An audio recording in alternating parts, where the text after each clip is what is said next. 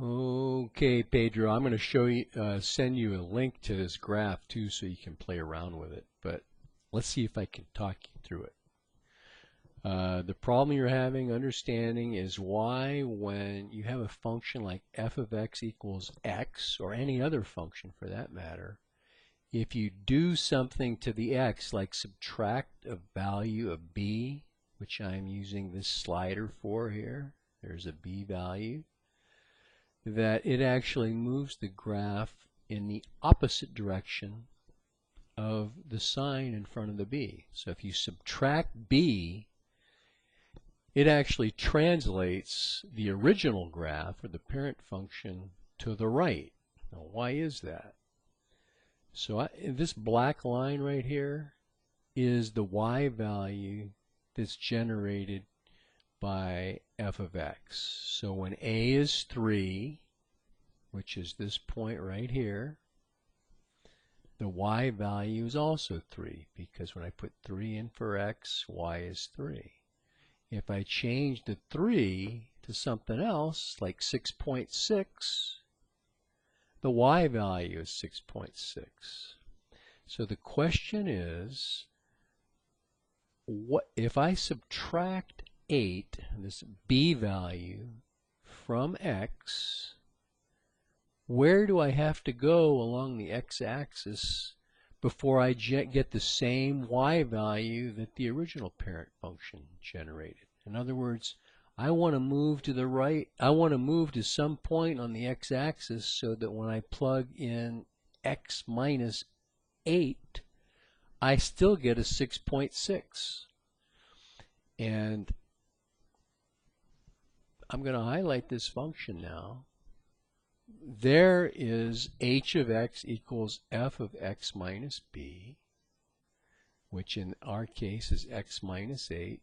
I have to go to the right 8 units, 8 added on to 6.6, before I get an x value for the h function that will generate a 6.6 value. In other words, I can say h of well, let's say 14.6 is 6.6. I can actually say f of h of a plus b, because that's what 14.6 is in this case. This is the a. I add on the b. That takes me out here 8 units. And this x value generates the same y value that this point did. And as I move a around, every point on this line, on the red line, has to move 8 to the right in order to generate the same y value. And if I change b, I don't have to move as far to the right. As a matter of fact, if b is 0, I'm right where I started.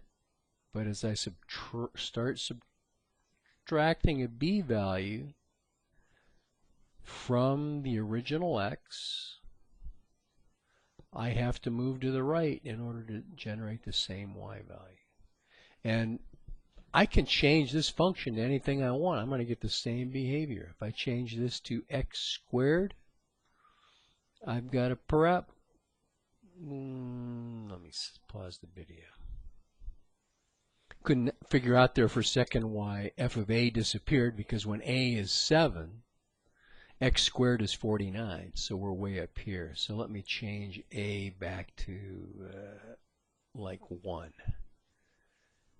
And we'll pan in, pan out again. So the red graph again gets translated b units, in this case 4.7 to the right. If I change b to less than that, I don't have to go as far to the right to generate the same y value. But the bigger b gets, the farther that red graph gets translated to the right. And if I go in the other direction, So in subtracting a negative b is the same as adding b, the graph shifts to the left. So it's the blue graph that's moving, that's translating as I change the value of b. And it doesn't matter what function I put here. I could say e to the x, an exponential function. As I change, if I evaluate x minus b, it's going to take longer to generate the same y value. So as b gets bigger, as I subtract that b from x, I got to go further to the right in order to generate the same y value. And if I go this way, this black line just illustrates the fact that I've got the same y value for both of these points, just further along the x-axis, the b distance. So this is, I'm going to send you a link to this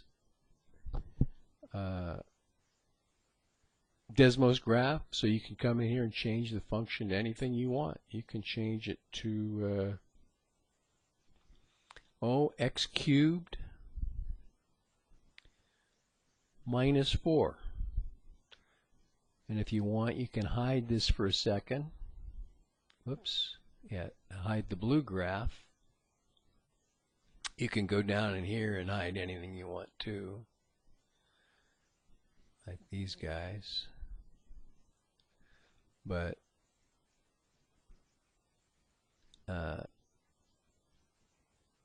if I highlight this, modifying the b value is what is translating the original graph. And if I change b to a negative number, I'm really adding b to x, this x right here. So it actually translates the graph to the left.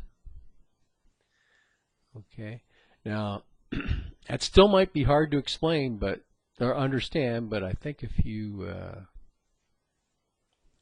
play with it, it might start to dawn on you, especially if you jot down some numbers. So I'm going to save this graph, end the video, post it on YouTube,